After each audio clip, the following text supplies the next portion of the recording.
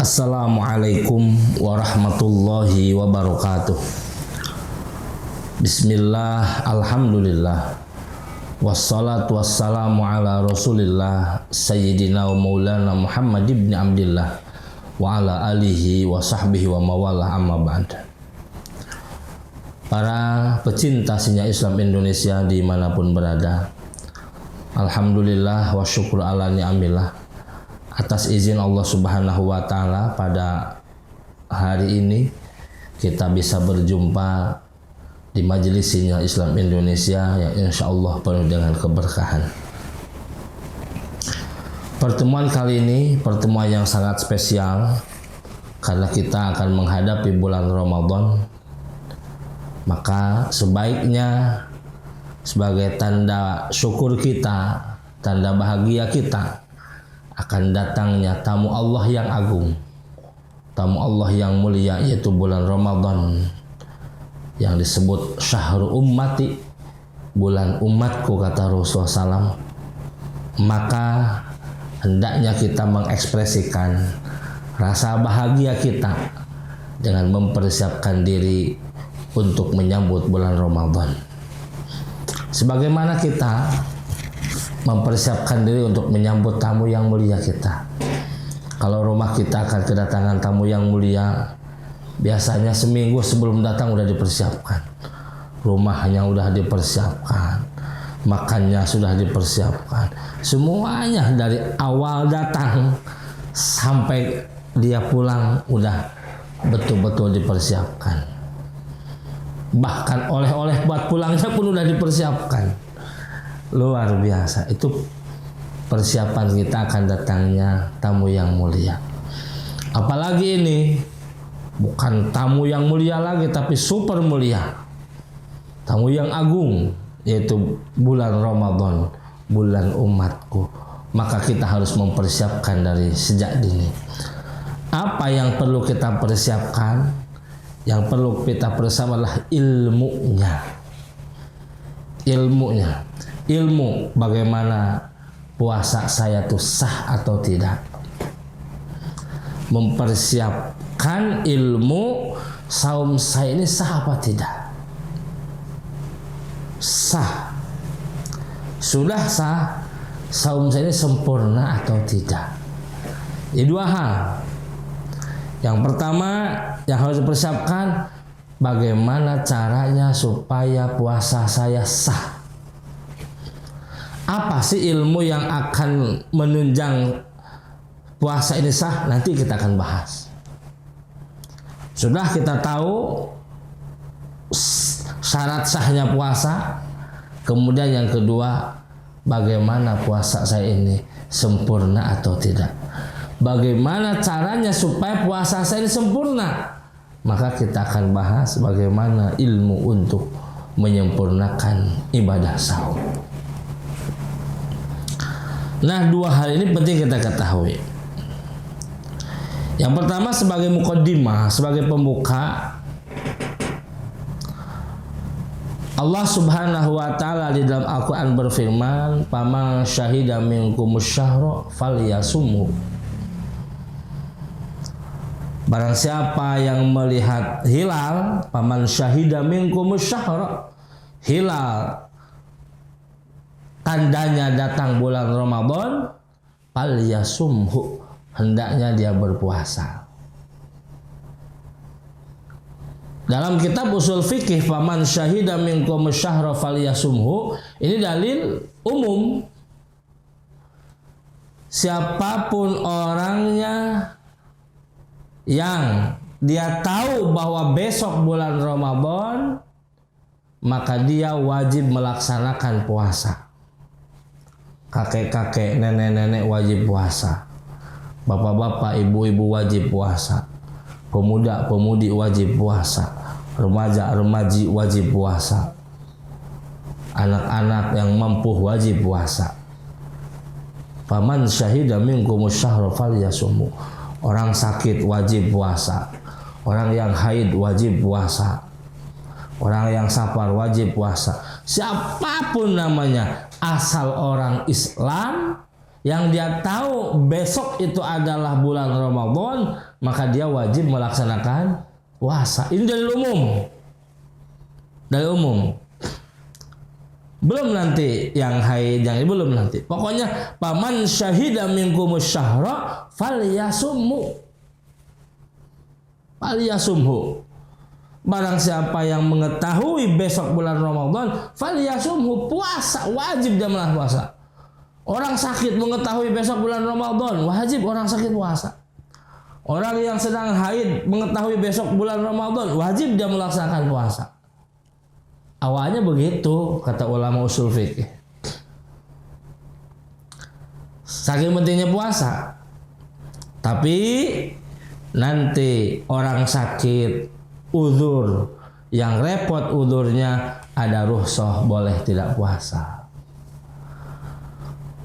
Orang haid, ya, karena haid dinisbatkan kepada orang sakit, orang uzur, maka istri yang haid pun tidak boleh melaksanakan puasa. Orang yang sedang safar, kalau safarnya membuat repot dia, boleh untuk tidak berpuasa dan lain sebagainya. Itu adalah rukhsah dari agama. Kemudian Allah berfirman dalam Al-Quran, ya ayyuhalladzina amanu kutiba alaikumussyam kama kutiba alal ladzina min qablikum la'allakum tattaqun.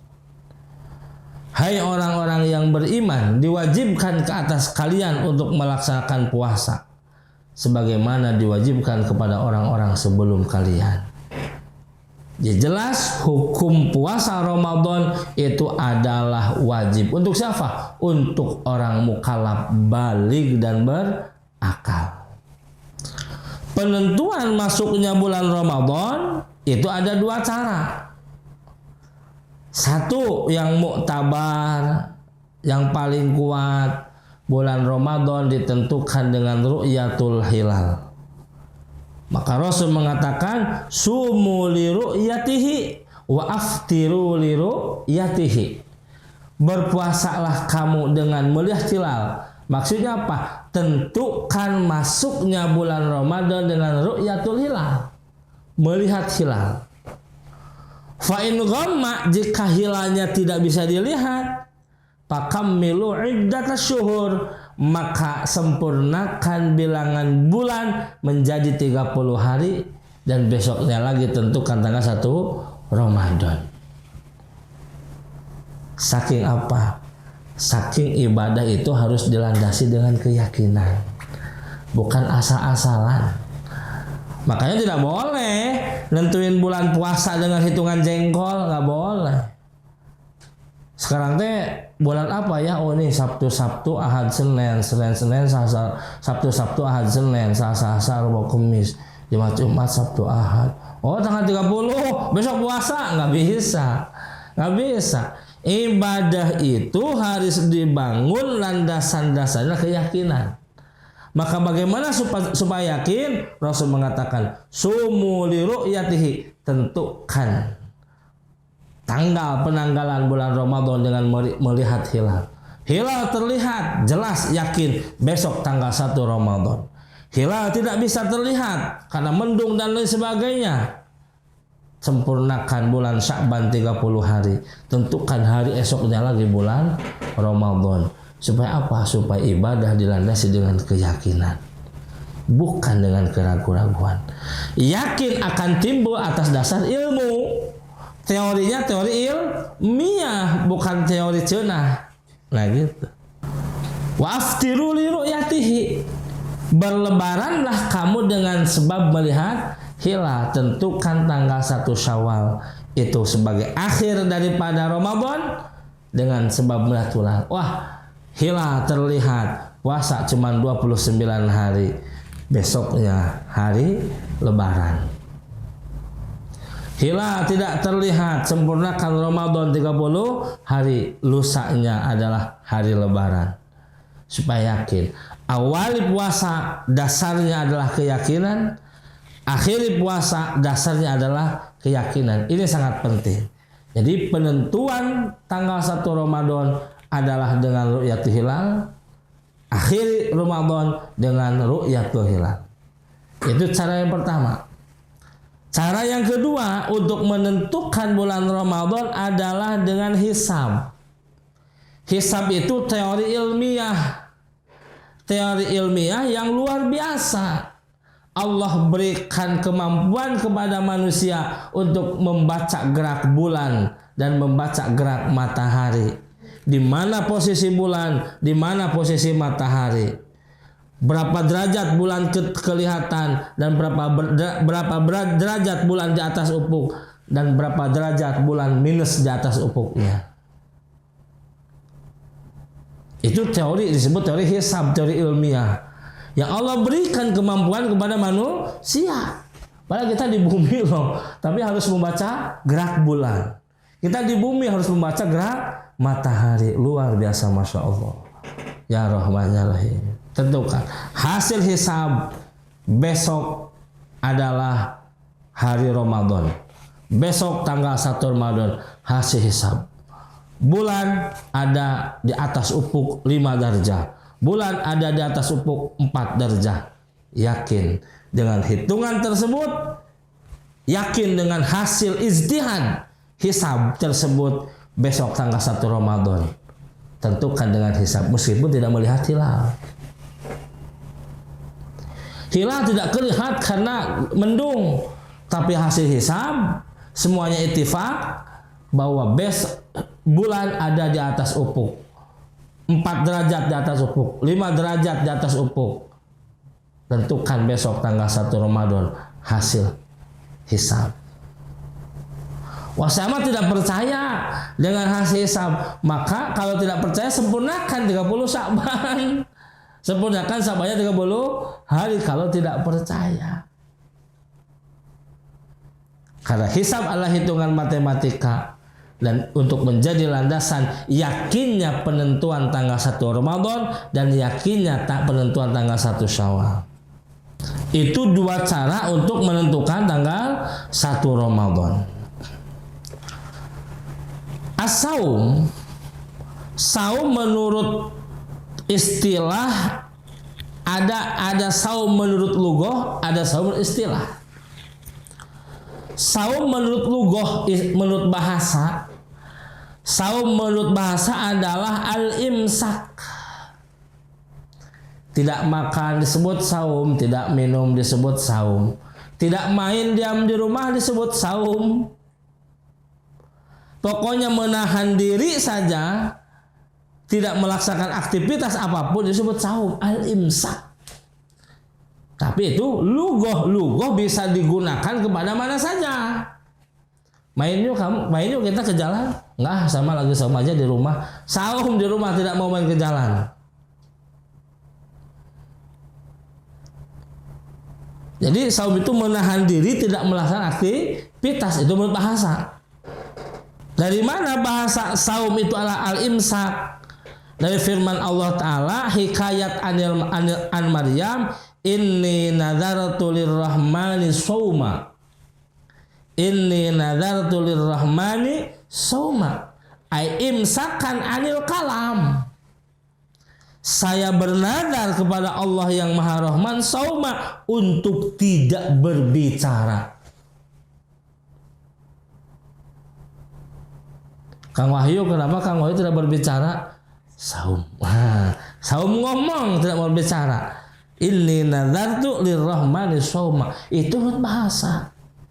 Sedangkan saum menurut istilah syariat, saum menurut istilah fikih agama, imsak anil muftirat biniyatin mahsusatin jami'an nahar. Menahan diri dari perkara yang membatalkan puasa dengan niat yang dikhususkan seluruh siang. Jadi jelas, kalau menurut lughah al-imsak, imsak apa? Namanya lughah bahasa, bebas menggunakannya. Loh, Siti Maryam juga inni nadartu lirrahmani sauma, tidak ngomong disebut saum. Menurut istilah fikih bahwa al-imsak anil muftirat biniyatin mahsusatin jami'an nahar, menahan diri dari perkara yang membatalkan puasa dengan niat yang ditentukan di sepanjang siang. Ini adalah saum. Maka kalau beberapa menit lagi menjelang subuh, di masjid kita khususnya di Indonesia ada istilah imsak. Ada istilah imsak. Itu dibid'ahkan. Salah itu. Yang membid'ahkannya salah. Lalu kenapa? Imsak yang digunakan di negara kita, imsak yang digunakan di masjid kita bukan imsak menurut istilah syariat saum, fikih, bukan.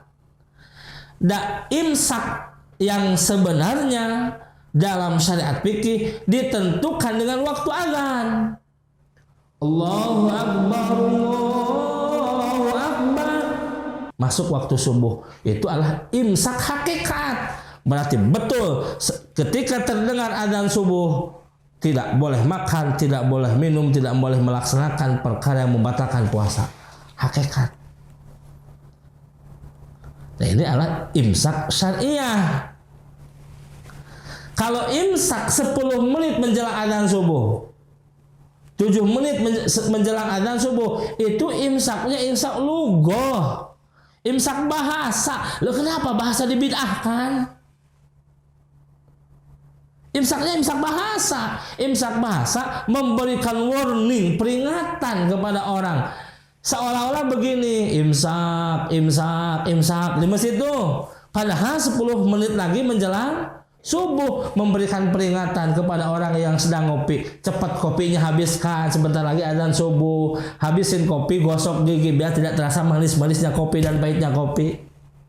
Orang yang lagi ngudut cepat habiskan udutnya biar terasa pahang, biar tidak terasa pahitnya bekas asap rokok di mulut. Orang yang sedang makan tanggung cepat habiskan makannya.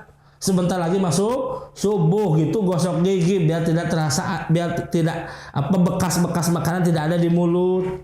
Cepat minum. Itu peringatan.